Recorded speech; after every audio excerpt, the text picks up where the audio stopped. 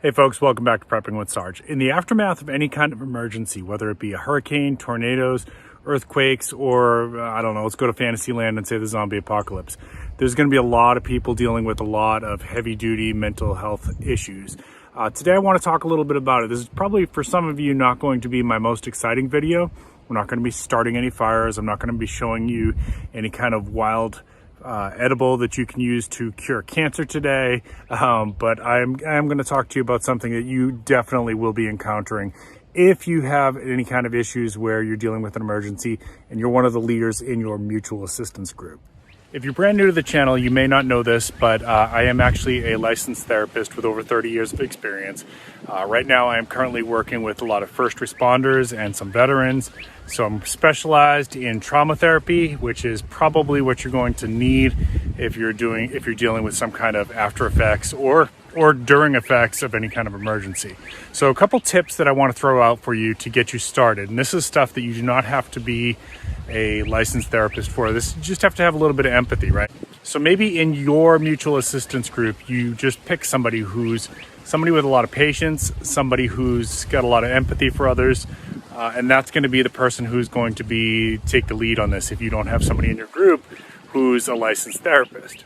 Now, as I said, you don't have to be a licensed therapist to do these things. These are just basic mental health first aid, but they will do a lot of good to help somebody start to, get their emotions under control, get their thoughts under control, get out of panic mode.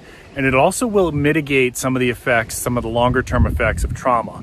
One of the things that I can tell you is that as a trauma-trained therapist who uses multiple different modalities for working with people with trauma, if we can get in there right after an incident, that is awesome because we can mitigate a lot of the long-term damage the sooner we get to somebody. And that's what you're going to do. All right, so the first thing I want you to remember is that if you're trying to help somebody while there's an emergency going on and they're kind of freaking out, they're losing control of their emotions, or maybe you got to them right afterwards, maybe it's a family member and they're freaking out after a tornado just ripped through your street and barely missed you, but took roofs off of all of your neighbors. First thing you want to do is kind of get them breathing, focus on your breathing, right? And I'm going to show you a way to do that that's a little bit different from what the military teaches in their combat breathing or box breathing. But before we get to that, try to get them breathing, focusing on slowing down their breathing and assure them that they are safe now. That yes, that was very, very scary, but they were safe. Try to get them grounded. What do you see around you? Look around the room. What are 4 things you see? What are 3 things that you can hear, right? Just kind of bringing them back to the mindfulness of the moment. That's number 1. And number 2, getting them thinking, getting them, their mentality focused on that they are currently safe.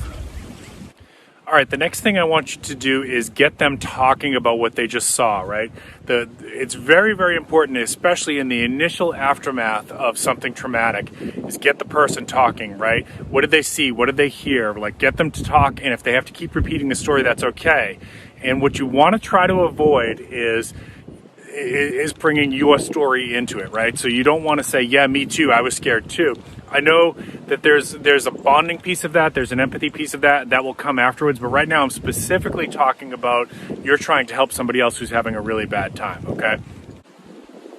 So I want you to resist the urge to do, yeah, me too, and instead just repeat back to them what you're hearing them say. Wow, so yeah, you heard that lightning crash, and the next thing you know, that tree was falling on the house, and you were really scared, right? I know that sounds a little bit corny the way I'm doing it now, but just kind of repeat back to them. What you're doing is you're validating that their story is true.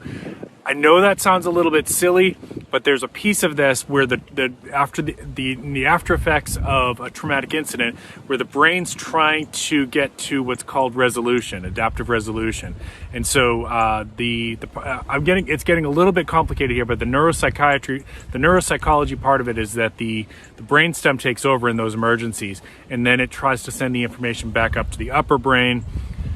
But it's not getting processed right. So if you can help them just kind of process that in the initial aftermath of the emergency, you will absolutely mitigate a lot of the damage that's going to come later on if that's not done.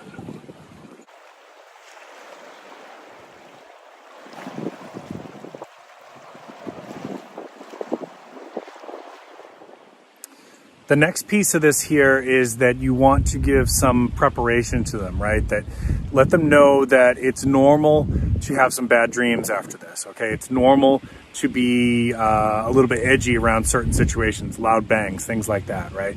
It's normal if the next time the wind's howling, they get a little bit nervous, right? That's all. You want to just normalize it.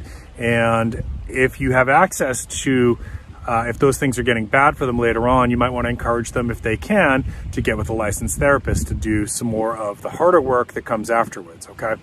Just, we're talking about serious traumatic incidents here that can sometimes cause either PTSD or that's not the only type of trauma diagnosis that a person can end up with. There's milder forms of stuff that's similar to PTSD where you get a lot of the same symptoms: nightmares, flashbacks, dissociations, irritability, avoidance, panic attacks, all of that stuff. And a person can get those even from what we would in the field call little t, right? Little traumas.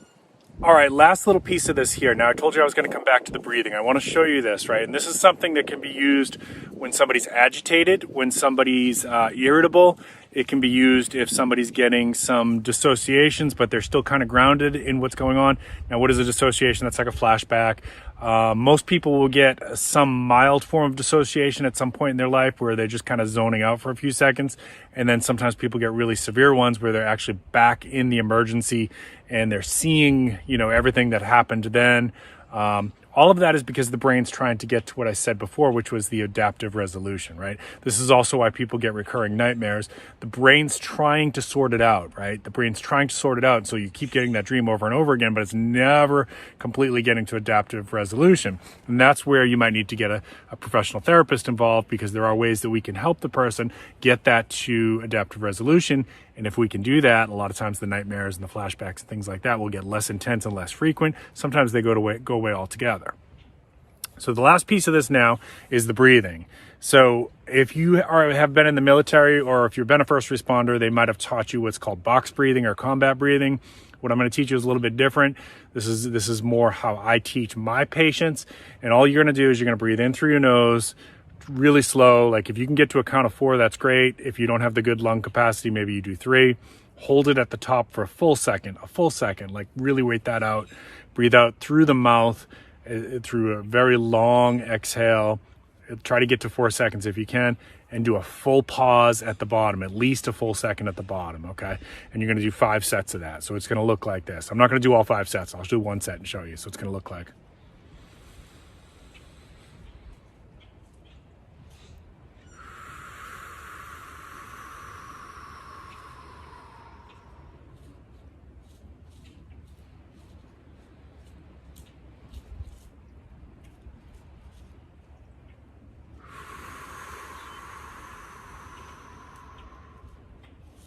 Okay. Now, there's a lot of good research that's been done around what that relaxation breathing will do for people.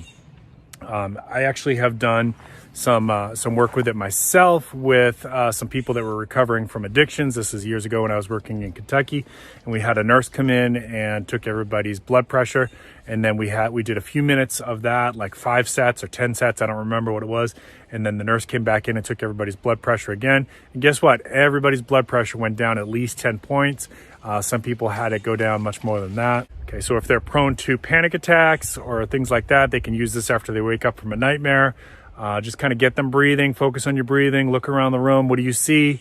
There's that mindfulness, right? Like where am I really, right? And with the panic attacks, you also want to be introducing the thought of, I'm okay. This is a temporary feeling. It's just a panic attack. I'm not going crazy. I'm not going to die. I'm just, it's a panic attack. It will go away. Okay. That's some basics there for mental health first aid training. Like if you're in a mutual assistance group, somebody in your group needs to be knowing how to do this, because if you encounter any kind of emergencies, like I said, tornadoes, hurricanes, zombies, whatever, you are going to have people dealing with some mental health issues in the aftermath of that, probably during the existence of it too. I can tell you that when we're in the middle of a tornado in Kentucky, or when we're in the middle of a hurricane in South Carolina, yeah, my anxiety is kicking up quite a bit, my wife too, so we have to take care of each other. I absolutely put these skills to use for myself, okay? Any questions, drop them in the comments down below. I really appreciate y'all. If you're new to the channel, please consider subscribing. I also have a mental health channel you can check out. That's Health and Mental Health with Sarge. I do need to upload more content on there. I'm a little bit slow about that. I appreciate the grace. If you're a returning subscriber, I really appreciate you. Don't forget to hit the like button if you haven't already done so. Keep planting your seeds, keep stacking your silver. This is Prepping with Sarge.